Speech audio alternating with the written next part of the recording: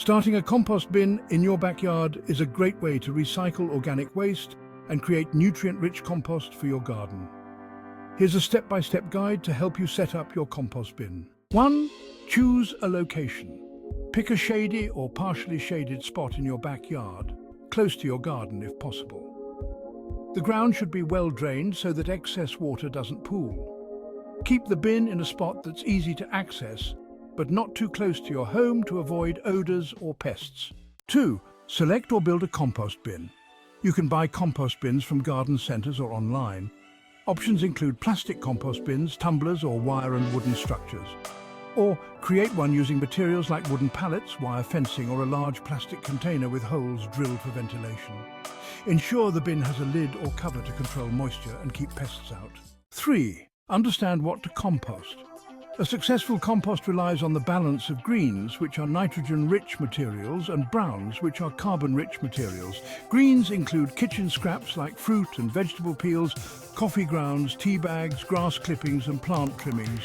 Browns include dead leaves, straw, shredded newspaper, cardboard, wood chips, and sawdust. Avoid composting meat, fish, and dairy products as they can attract pests, as well as fats, oils or greasy foods, pet waste or diseased plants, and glossy paper or plastic. All right, let's get started with layering.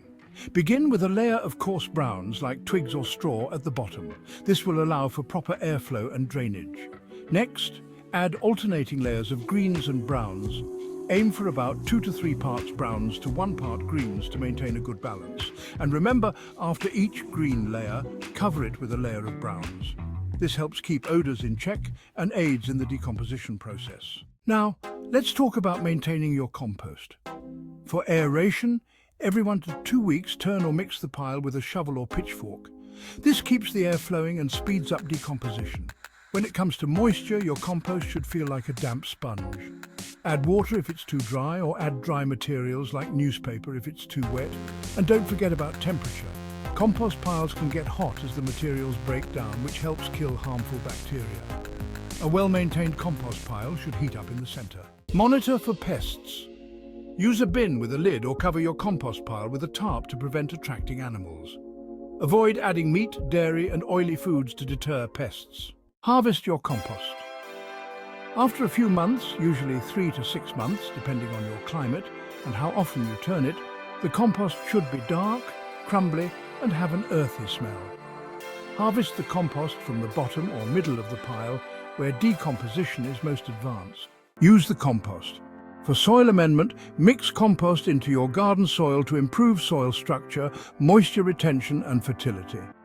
As mulch, spread compost around the base of plants to retain moisture and suppress weeds. For a potting mix, combine compost with other materials like perlite for a nutrient-rich potting mix. Bonus tips.